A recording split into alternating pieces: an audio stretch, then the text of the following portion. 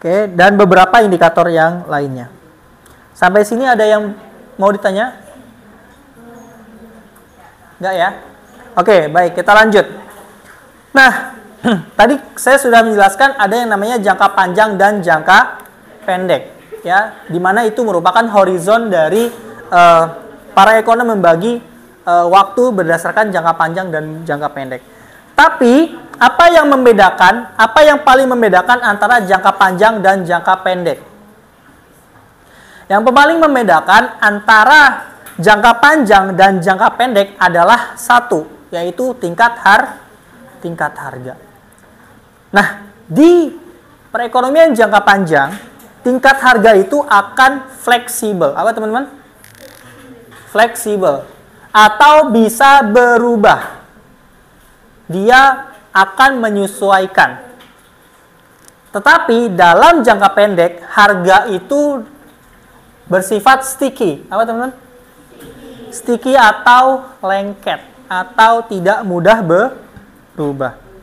Yang satu flexible price, yang satu sticky price. Kenapa yang satu fleksibel, yang satu sticky? Hubungannya adalah dalam penyesuaian harga. Contoh, ketika terjadi atau ketika ada kebijakan moneter, ya kemarin kita sudah membahas kalau tingkat jumlah uang beredar dinaikkan, ya dengan asumsi ini tetap, maka ketika tingkat jumlah uang beredar naik, maka tingkat harga akan naik, ya kan? Tapi ternyata dalam jangka pendek nggak seperti itu. Belum secepat itu. Kenaikan harga belum secepat itu. Contoh, kemarin aja, BBM misalkan, ada kenaikan harga. 1 minggu, apakah sudah ada kenaikan? Belum ya. 1 bulan, mungkin sedikit-sedikit ya. Tapi mungkin harga itu akan naik ketika 1 atau 2 tahun. Ya, jadi dalam jangka pendek, yang biasa kalian makan ya, kalian biasa makan warteg gitu ya misalkan, atau biasa makan di pinggir jalan gitu, harganya tetap 10.000 dalam jangka pendek. Mungkin tahun depan akan naik menjadi 11.000 atau 12.000. Tapi harga itu penyesuaiannya akan lama, tidak akan secepat itu. Misalkan hari ini naik BBM, besok langsung harga pada naik. Enggak kayak gitu ya. Oke? Nah, jadi yang paling membedakan antara jangka pendek dan jangka panjang adalah tingkat harga. Alright. Ini adalah kurva. Ya, katakan perekonomian kita berfluktuasi seperti ini ya. Gitu ya. Misalkan seperti ini. Yang dimaksud dengan jangka panjang adalah ini titik A, ini titik B. Maka trennya dari titik A ke titik B adalah tren meningkat. Tetapi dalam jangka pendek dia akan mengalami fluktuasi naik dan turun. Kadang dia di atas, kadang dia di bawah. Nah, untuk melihat ini ya, kita perlu sebuah model. Ya, kenapa? Karena pemerintah ketika dia berada terlalu tinggi di atas, di sini, dia tidak, kemarin kita sudah jelaskan ya, perekonomian ini tidak boleh terlalu tinggi dan tidak boleh terlalu rendah. Kalau perekonomian itu naiknya terlalu tinggi, kenapa? Akan bermasalah karena tingkat harga akan terlalu tinggi, inflasi akan terlalu tinggi. Tapi ketika perekonomian juga terlalu rendah di sini, maka itu juga tidak baik. Kenapa? Karena tingkat pengangguran akan naik, salah satunya. Maka pemerintah perlu melakukan kebijakan stabilisasi. Apa teman-teman? Stabilisasi. Ya. Nah, untuk melakukan stabilisasi itu, maka pemerintah perlu analisis. Salah satu analisis yang digunakan adalah ini. Ini P, ini Y. Ini apa? Siapa yang tahu yang atas apa? Ini apa? Kurva apa? Oke, ini adalah kurva supply. Sorry ya, tulisannya jelek. Yang bawah apa?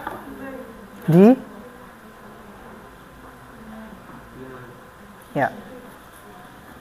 Nah, di sini hubungan antara, kalau di dalam teori ekonomi mikro ya, ketika kita berbicara supply, maka ada hubungan positif antara tingkat harga dan kuantitas. Semakin tinggi tingkat harga, maka kuantitasnya akan semakin tinggi. Sebaliknya, ketika kita berbicara demand, maka hubungannya adalah terbalik. Semakin tinggi tingkat harga, maka jumlah yang diminta akan semakin rendah.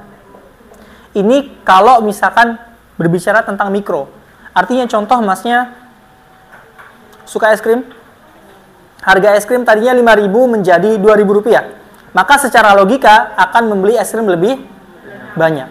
Tetapi kebalikannya, kalau misalkan harga es krim itu naik dari 5.000 menjadi 50.000, maka akan ada orang yang lebih sedikit membeli es krim. Kebalikannya, kalau misalkan dari sisi produsen, dia akan menjual semakin banyak, menawarkan semakin banyak. Nah, konsep ini lalu kemudian digunakan dalam analisis makro, untuk melihat produksi secara keseluruhan. Sama, ini harga. Kita tambahkan yang namanya agregat, apa teman-teman? Agregat supply, yang bawah agregat demand, atau disingkat AD. Yang ini AS. Di mana AD dan AS ini menunjukkan keseimbangan seluruh barang. Kalau tadi cuma satu es krim, kalau ini ada agregatnya berarti ada es krim, ada tas, ada sepatu, ada mobil, dan seterusnya dan seterusnya. Dia menunjukkan keseimbangan pasar barang dan jasa di satu negara. Ya. Oke. Nah, kalau kita berbicara agregat supply, maka kita akan kembali ke sini. Ya, jangka panjang dipengaruhi oleh teknologi. Kalau kita berbicara agregat demand, kita akan kembali ke sini, yang Keynes, demand side. Nah, apa yang mempengaruhi agregat demand dan agregat supply, kita akan bahas sebentar lagi. Oke, ini agregat demand ya, teman-teman. Nah, kemarin kita sudah membahas kebijakan fiskal dan kebijakan moneter ya. Oke. Kebijakan fiskal dan kebijakan moneter singkatnya itu akan menggeser agregat demand. Contoh ya. Ketika terjadi COVID ya, daya beli masyarakat turun. Maka apa yang dilakukan pemerintah? Salah satunya memberikan apa? Bantuan tunai langsung, ya kan? Bantuan BLT, bantuan langsung tunai ya, kebalik. Ketika kita mendapatkan BLT, maka apa yang terjadi? Konsumsi naik. Konsumsi itu bagian dari demand, maka akan bergeser ke kanan. AD1 ke AD2. Oke? Contoh lagi, pemerintah menurunkan tingkat suku bunga, kebijakan moneternya menurunkan tingkat suku bunga. Maka bank memiliki kesempatan untuk apa? Memberikan kredit lebih banyak. Maka masyarakat akan meminjam kepada bank dengan lebih banyak. Hal itu akan menggeser agregat demand ke kanan. Kenapa? Karena akan semakin banyak kredit yang terjadi di masyarakat. Entah itu untuk kredit rumah, kredit mobil, dan seterusnya. Sebaliknya, ketika pemerintah meningkatkan pajak, apa yang terjadi? Kalau pajak naik, apa yang terjadi? Kalian mengkonsumsi menjadi lebih sedikit. Jelas, sekarang aja pajak katakan 10%. Ya, kalian makan di Solaria misalkan kena pajak 10%. Tapi kalau misalkan pajaknya tiba-tiba dinaikkan 50%, maka kalian akan lebih sedikit makan di Solaria. Kenapa? Karena pajaknya lebih mahal. Maka agregat demand akan bergeser ke kiri. Ngerti ya? Jadi, kebijakan fiskal dan kebijakan moneter itu akan menggeser agregat demand dan agregat supply.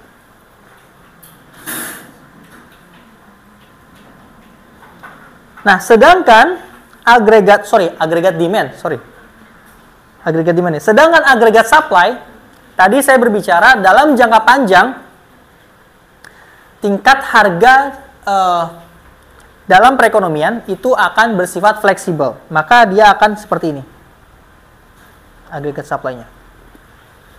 Pak, kok lurus begini, Pak?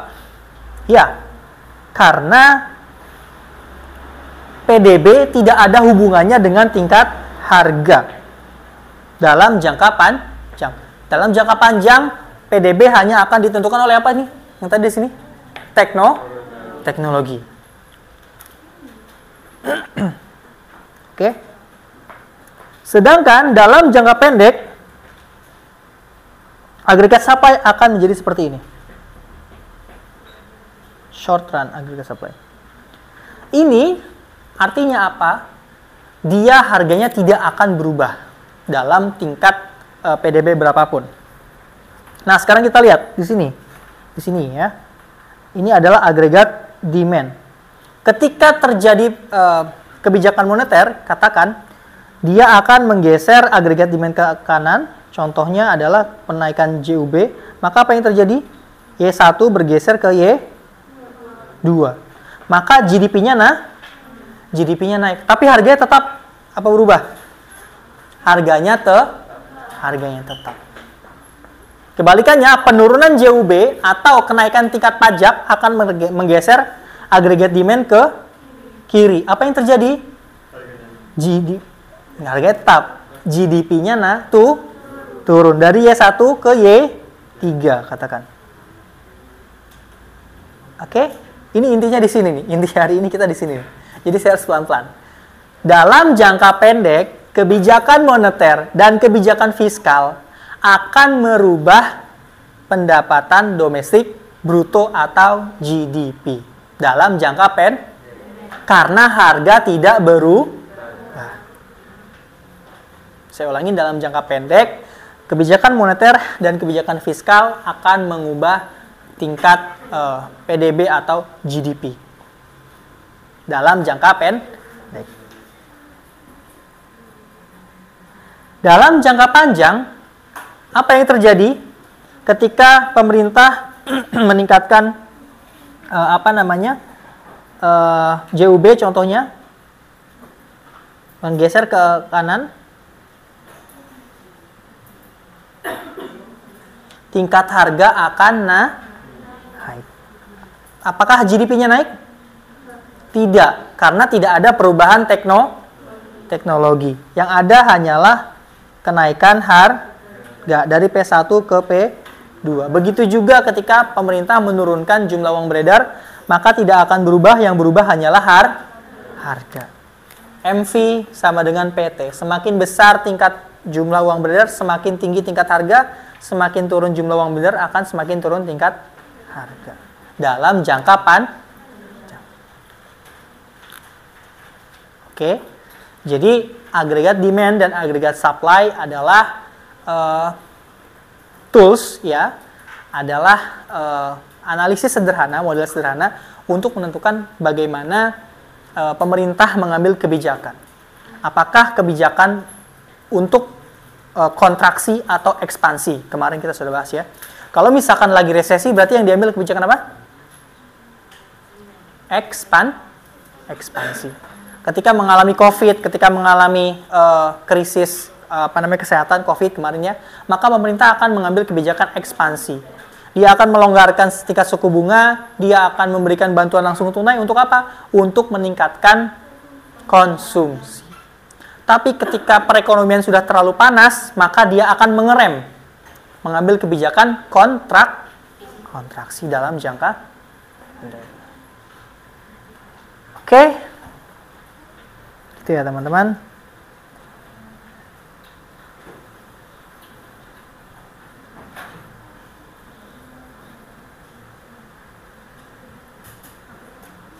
Nah, ini contohnya.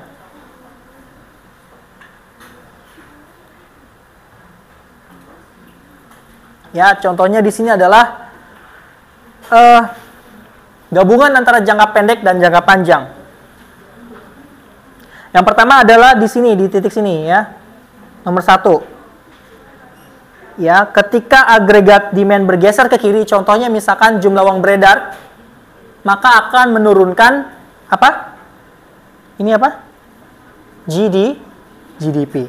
Tapi kemudian dalam jangka panjang GDP akan naik bergeser kembali ke sini, tetapi tingkat harganya sudah turun. Ya. Oke.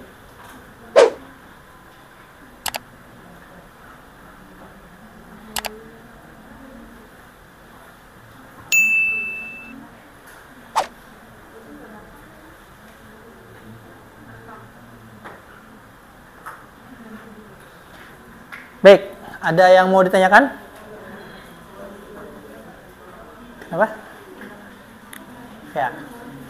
Gitu ya, jadi udah ngerti ya sekarang ya. Kenapa pemerintah mengambil kebijakan fiskal, kenapa pemerintah mengambil kebijakan moneter? Karena hubungannya sama agregat demand dan agregat supply. Kalian udah pinter ya, berarti ya. Sip ya. Jangan kalah sama anak ekonomi ya. Oke. Jadi, kalau sudah tidak ada, saya akhiri videonya maksudnya. Assalamualaikum warahmatullahi wabarakatuh. Waalaikumsalam warahmatullahi wabarakatuh.